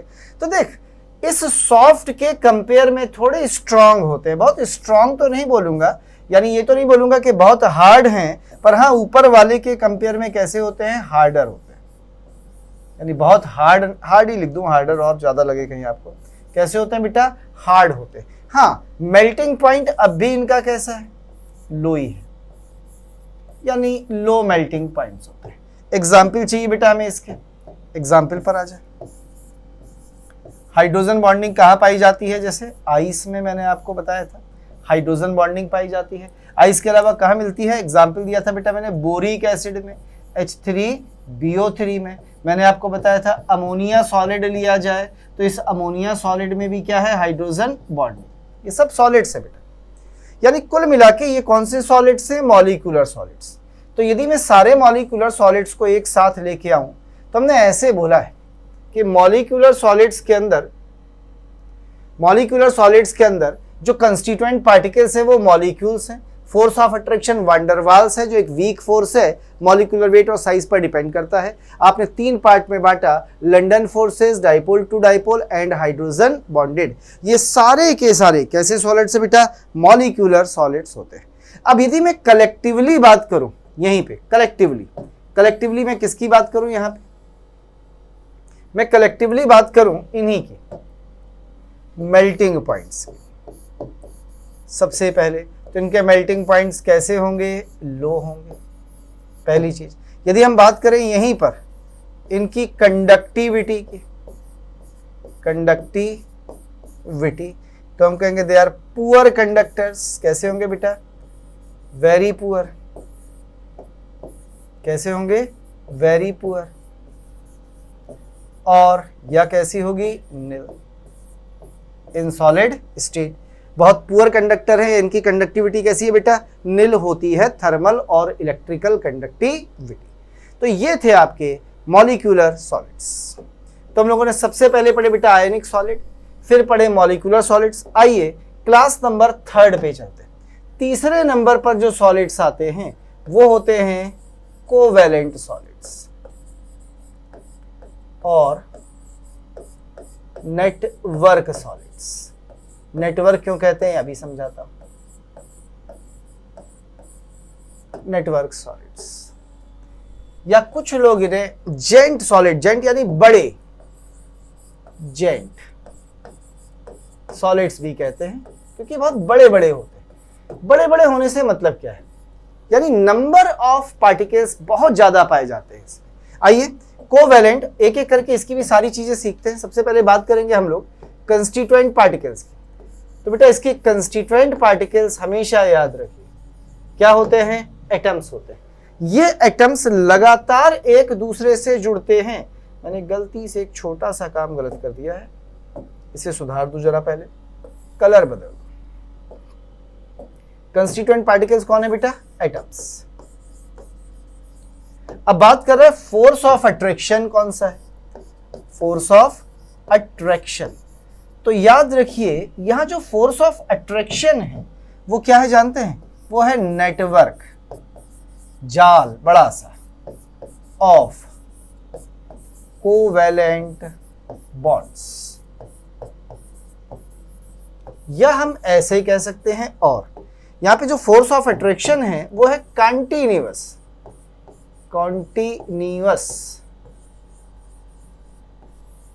Covalent bonding. और ये कंटिन्यूअस कोवैलेंट बॉन्डिंग किसके बीच होगी? Between the atoms. किसके बीच होगी बेटा? एटम्स के बीच। सर क्या हम इसे देख सकते हैं? आप इसे दिखा सकते हैं? क्यों नहीं दिखा सकता? आइए जरा इस कंटिन्यूअस कोवैलेंट बॉन्डिंग की बात करें। एग्जांपल्स थोड़ी देर में लेके दिखाता हूं, ठीक। तो ये कंटिन्यूअस कोवैलेंट बॉन्डिंग सबसे पहले अपन देखते हैं डायमंड में। जैसे ये कार्बन है, ये कार्बन ऐसे करके जुड़ते चले गए और खत्म नहीं हुए, फिर से कोवैलेंट बॉन्ड बने और फिर से जुड़ते चले गए ऐसे करके। तो ये कैसा सॉलिड बन गया? नेटवर्क बनता चला जाएगा कोवैलेंट बॉन्ड का। तो जनरली ये कोवैलेंट बॉन्ड जो बन रहा है ना बेटा, पता है कौन से एलिमेंट्स बनाते हैं? कहते हैं एटम्स ऑफ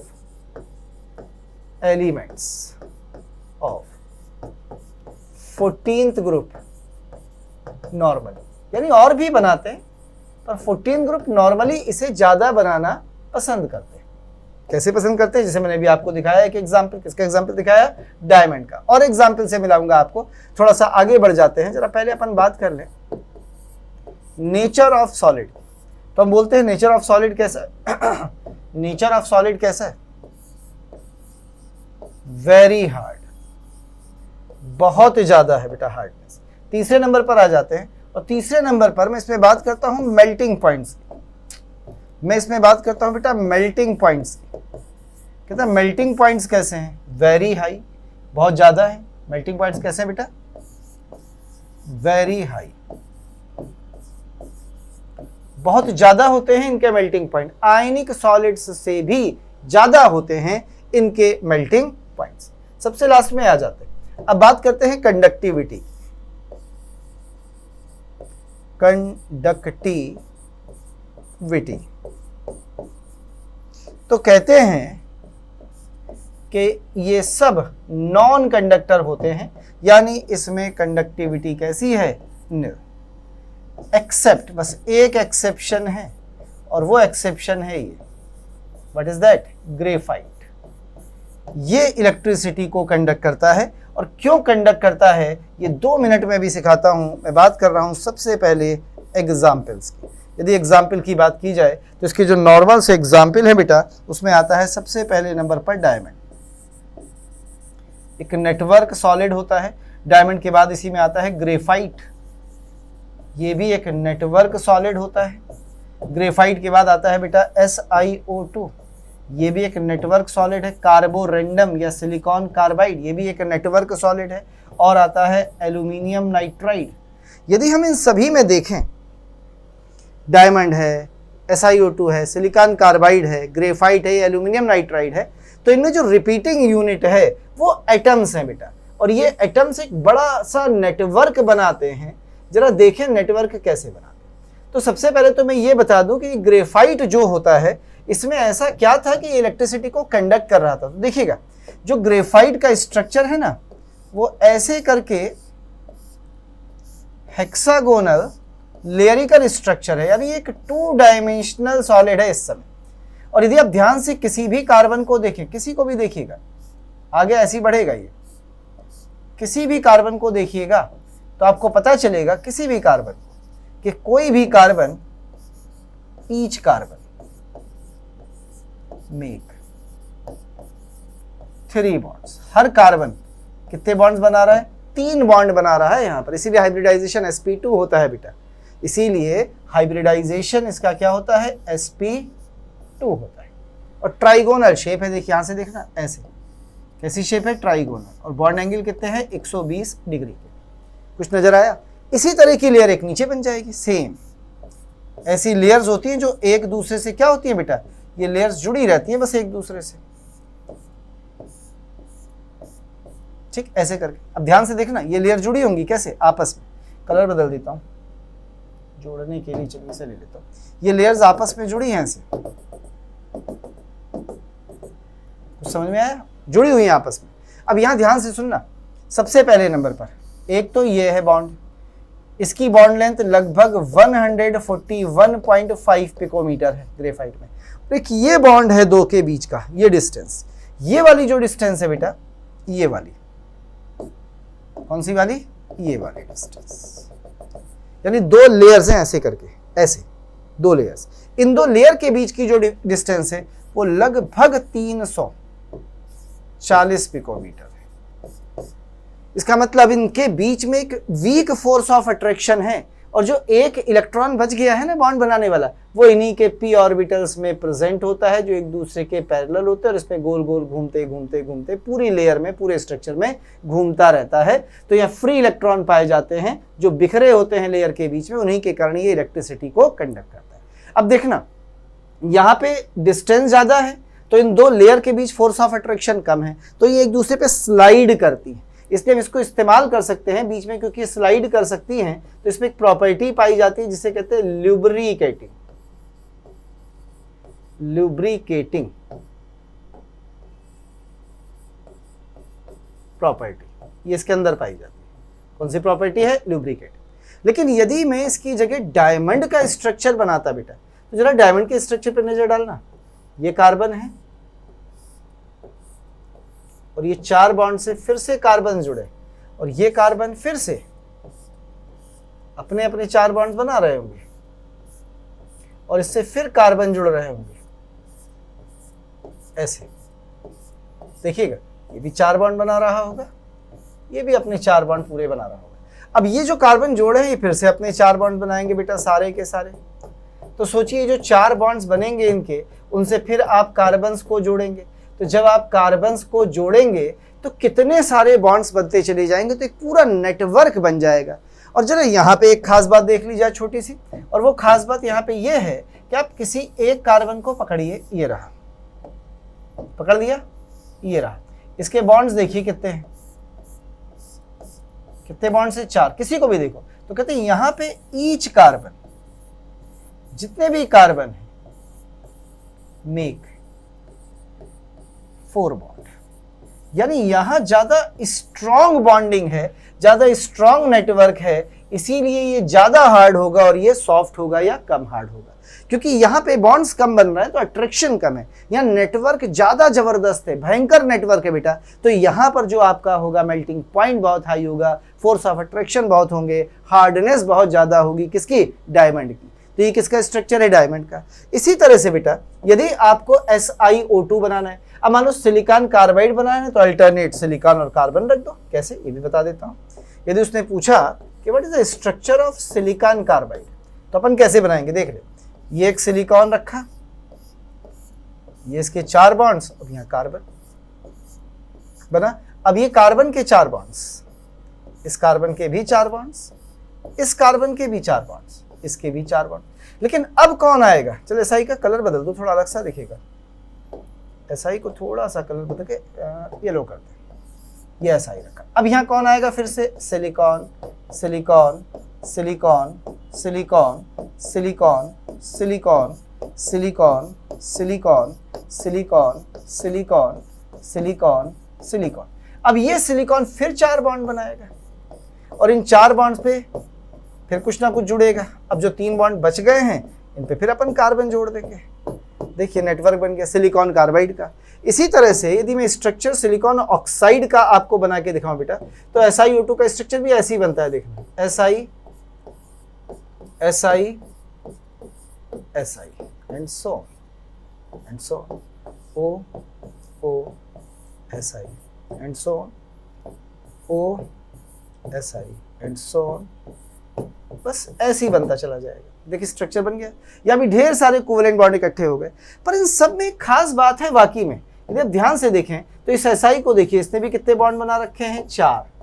इसे ध्यान से देखिए, इसने भी कितने, 4। SI ने भी कितने, 4। यानी यदि मैं यहाँ SI के हाइब्रिडाइजेशन की बात करूँ तो sp3, या मैं सिलिकॉन के हाइब्रिडाइजेशन की बात करूँ तो sp3। ऊपर यदि मैं कार्बन के हाइब्रिडाइजेशन की बात करूँ, कहाँ पे, यहाँ डायमंड में, तो यहाँ पर भी हाइब्रिडाइजेशन, यहाँ पर भी हाइब्रिडाइजेशन sp3। तो हर जगह आपका हाइब्रिडाइजेशन कैसा है, sp3। तो ये आपके सामने बने हुए हैं बेटा, क्या बने हैं, ध्यान से देखिए, नेटवर्क कोवेलेंट सॉलिड्स 4-4, क्या नजर आए हैं। तो ये है आपकी नेटवर्किंग ऑफ कोवेलेंट बॉन्ड्स, इसे कहते हैं बेटा नेटवर्क कोवेलेंट सॉलिड्स। क्या बात समझ में आई है। ग्रेफाइट में 2 डायमेंशनल लेयर है, बाकी सब 3 डायमेंशनल स्ट्रक्चर है, यानी ये सब बहुत हार्ड कंपाउंड हैं, हाई मेल्टिंग पॉइंट, हजारों में इनके मेल्टिंग पॉइंट्स होते हैं। क्लियर हो गया है। तो ये था network covalent compounds and network covalent bondings. आइए बेटा थोड़ा सा आगे बढ़ जाते हैं।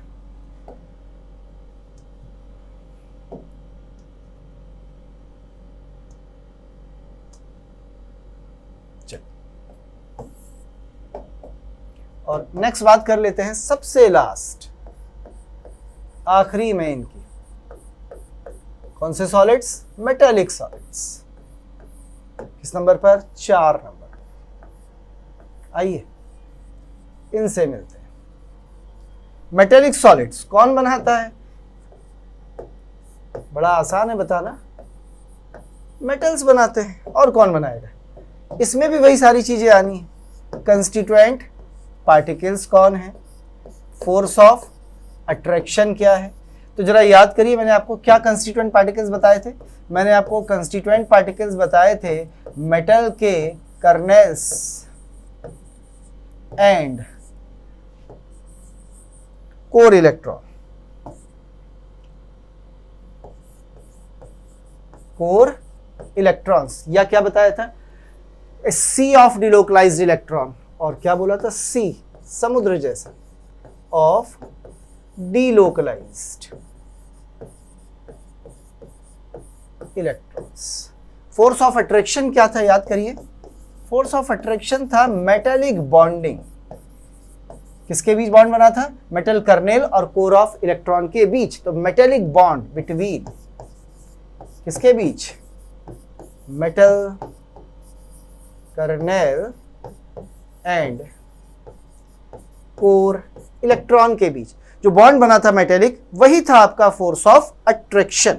तो कंस्टिट्यूएंट पार्टिकल हो गए, फोर्स ऑफ अट्रैक्शन हो गया। थोड़ा सा आगे बढ़ जाते हैं बेटा। नेक्स्ट प्रॉपर्टी हम क्या लिखा करते थे, याद है, nature of solid. Nature of solid यानी सॉफ्ट है या हार्ड है। तो मजे की बात भैया, या कुछ भी बोलना बड़ा अजीब लगता है, ये सॉफ्ट भी होते हैं टू हार्ड, और ये हार्ड भी होते हैं।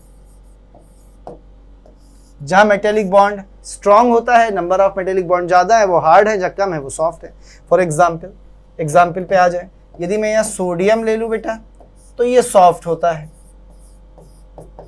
यदि मैं यहाँ पर आयरन ले लूं, इरिडियम ले लूं, तो ये हार्ड होता है।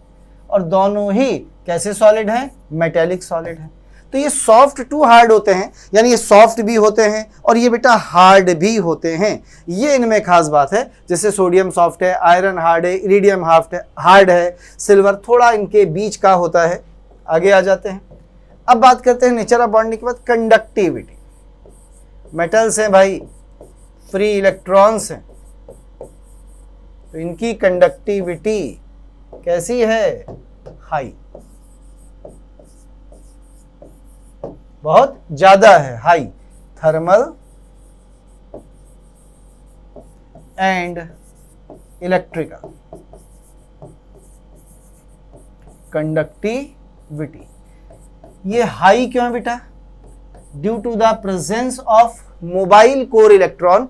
इन mobile core electron, free electron के कारण ये हीट और इलेक्ट्रिसिटी को बड़ा अच्छे से, बड़े इजीली कंडक्ट कर सकते हैं। लास्ट में आ जाते हैं मेल्टिंग पॉइंट्स। मेल्टिंग पॉइंट्स फिर से वही है बेटा, इनके जो मेल्टिंग पॉइंट्स हैं, यदि इनके मेल्टिंग पॉइंट्स की बात की जाए तो वो कहता है इनके मेल्टिंग पॉइंट जो है ना वो लो टू हाई होते हैं। क्या मतलब है इसका, लो टू हाई यानी कम भी है मेल्टिंग पॉइंट्स और हाई भी हैं। अब कम और हाई देखने हैं तो सबसे अच्छा है कि एग्जाम्पल ले लें। जैसे यदि हमसे सोडियम की बात की जाए तो सोडियम का मेल्टिंग पॉइंट 98 डिग्री सेल्सियस है, यानी लगभग 100 डिग्री सेल्सियस पर ये पिघल जाता है।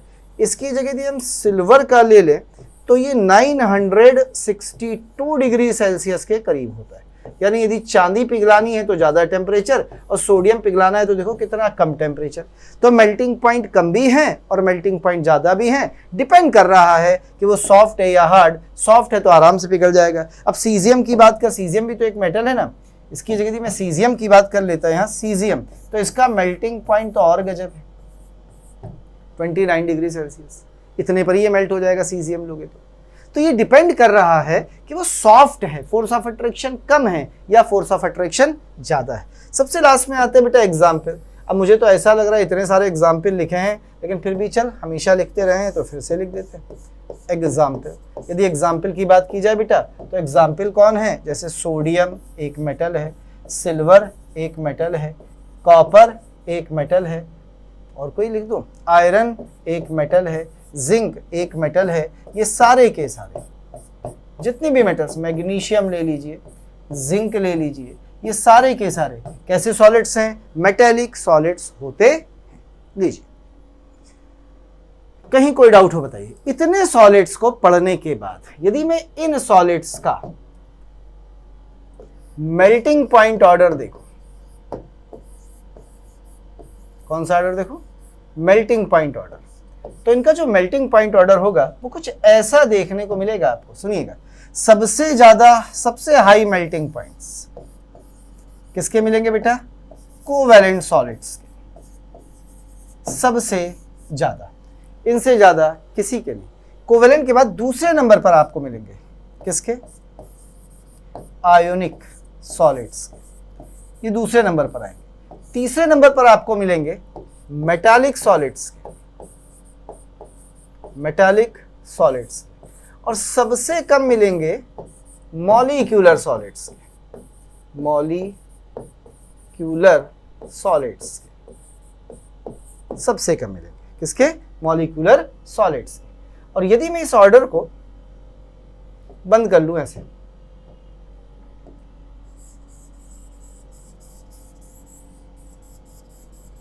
और अब इसे ठीक से क्लासिफाई करो तो पता है वो क्या कहता है? कोवेलेंट सॉलिड का मेल्टिंग पॉइंट वेरी हाई, कैसा है? बहुत ज्यादा। आयनिक सॉलिड का कैसा है? हाई,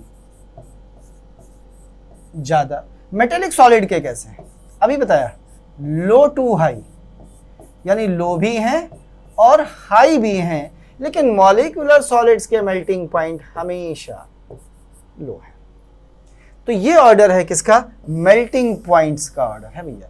किसके लिए बेटा ये मेल्टिंग पॉइंट का order? Different kind of solids के लिए, जो आपने कोवेलेंट, आयोनिक, मॉलिक्यूलर जो भी आपने सॉलिड्स पढ़े, ये उनके लिए है बेटा।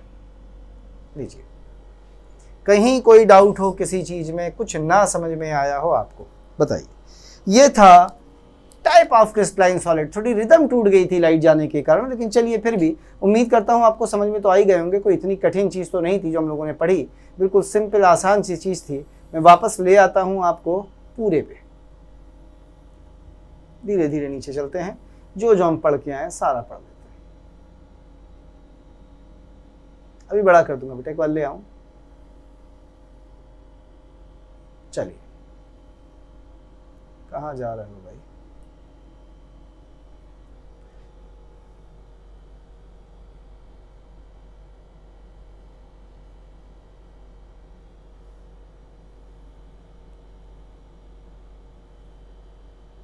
चलिए, आज की क्लास हम लोगों ने यहां से स्टार्ट की थी, याद है ना? कहां से शुरू की थी? और थोड़ा सा आजा भाई, यहां से।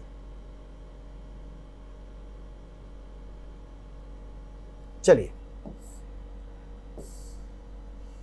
थोड़ा सा डिस्टर्ब कर रहा है।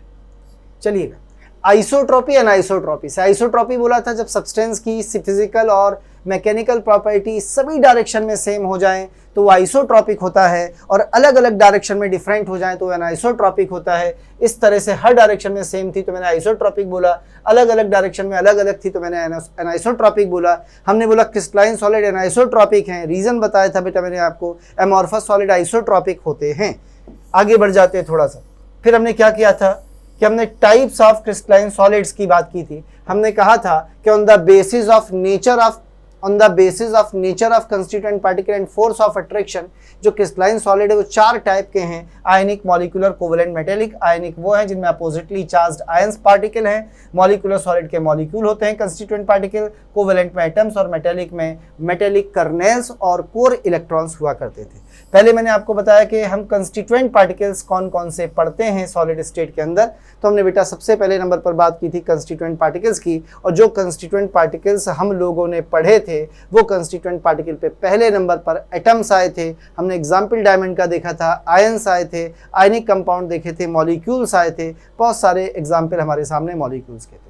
फिर हमने फोर्स ऑफ अट्रैक्शन की बात की थी इन कंस्टिट्यूएंट पार्टिकल्स के बीच में, तो हमने ये कहा था बेटा कि इसके बीच में ढेर सारे अट्रैक्शन फोर्स होते हैं, और उन्हीं में से एक होता है इलेक्ट्रोस्टैटिक फोर्स ऑफ अट्रैक्शन जो आयंस के बीच लगता है, और F डायरेक्टली प्रोपोर्शनल होता है Q1 Q2 के, और इनवर्सली प्रोपोर्शनल होता था R² के। दूसरे नंबर पर वैन डर वाल्स अट्रैक्शन एक वीक अट्रैक्शन फोर्स था जो मॉलिक्यूल्स, 2 अलग अलग मॉलिक्यूल्स के बीच में वर्क कर रहा था, डिस्क्रीट मॉलिक्यूल अलग अलग के बीच में काम कर रहा था, और इन्हें मैंने 3 कैटेगरी में बांटा था, लंडन फोर्सेस या dispersion, dipole to dipole and hydrogen bonding. इतने टाइप के बेटा ये फोर्सेस आपने देखे थे जिन्हें आपने नाम दिया था अट्रैक्शन फोर्सेस। इसके बाद एक अट्रैक्शन फोर्स हमने और देखा था जिसे हम लोगों ने नाम दिया था मेटेलिक बॉन्ड। ये एक और अट्रैक्शन था जो हमारे पास आया था। मेटेलिक बॉन्ड मेटल्स में पाए जाते थे,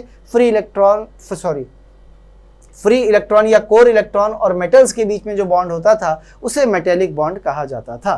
फिर हमने कहे थे कि हमारे पास 4 तरह के सॉलिड्स हुआ करते थे कुल मिला के, और उन 4 सॉलिड में पहला सॉलिड जो हमारे पास आया था वो ये था जिसे अपन लोग नाम दे रहे थे कि कौन सा सॉलिड है बेटा, आयनिक सॉलिड। किससे बना होता था, अपोजिटली चार्ज्ड आयन से।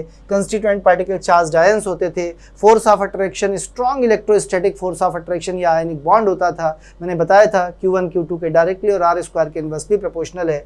नेचर ऑफ सॉलिड ये हार्ड और ब्रिटल होते थे। कंडक्टिविटी सॉलिड में नहीं होती थी क्योंकि आयन मूव नहीं कर सकता था, खड़ा खड़ा कांप सकता था, वाइब्रेट कर सकता था, ऑसिलेट कर सकता था, मूव नहीं कर सकता था। इसीलिए इसमें नील थी क्योंकि आयंस या constituent particle are not free to move, ये मूव नहीं कर सकते थे। ठीक, कंडक्टिविटी बहुत हाई हो गई थी मॉल्टन या फ्यूज्ड या सोल्यूशन स्टेट में क्योंकि आयंस फ्री हो गए थे।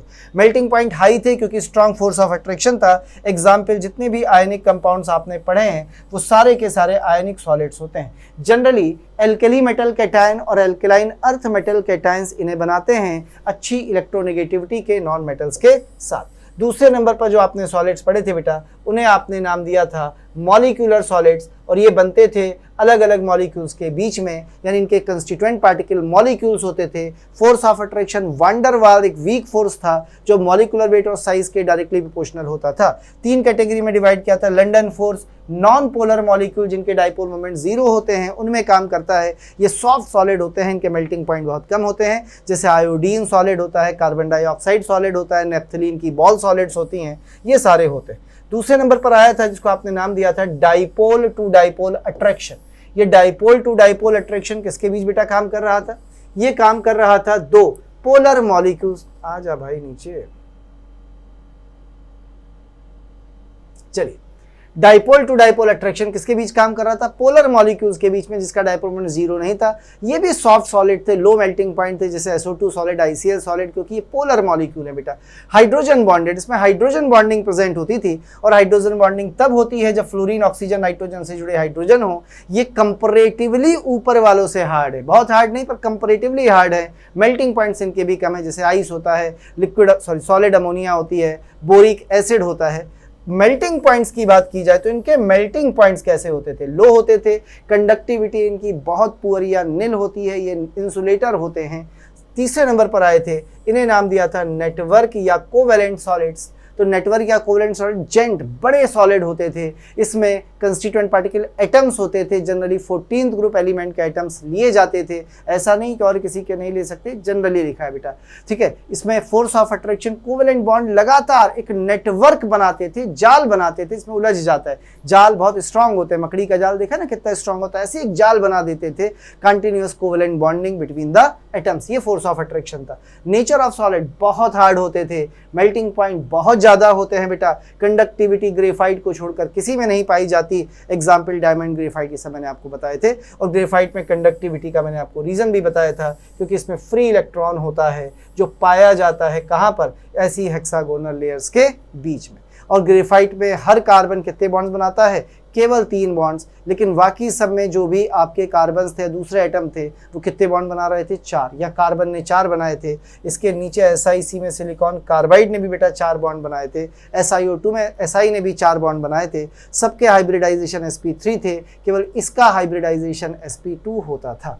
और सबसे लास्ट में चौथे नंबर पर आपने पढ़े थे ये वाले सॉलिड्स, जिन्हें आपने नाम दिया था मेटेलिक सॉलिड्स। इनके लिए आपने बोला था कि मेटेलिक सॉलिड्स कौन बनाते हैं, मेटल्स बनाते हैं। कंस्टिट्यूएंट पार्टिकल मेटल कर्नेल्स या कोर होते थे, और C कोर इलेक्ट्रॉन होते थे, या C ऑफ डिलोक्लाइज्ड इलेक्ट्रॉन होता था। Force of attraction metallic bond होता था जो मेटल कोर या मेटल कर्नेल और कोर इलेक्ट्रॉन के बीच में काम करता था। नेचर ऑफ सॉलिड सॉफ्ट भी होता था, हार्ड भी होता था। ये डिपेंड करता था मेटेलिक बॉन्ड कितना स्ट्रांग है बेटा। जैसे आयरन सॉफ्ट था, सोडियम सॉफ्ट था, आयरन हार्ड था। कंडक्टिविटी बहुत हाई थी इनकी, थर्मल और इलेक्ट्रिकल कंडक्टिविटी, हीट और इलेक्ट्रिसिटी दोनों को बड़ा अच्छा कंडक्ट करते थे।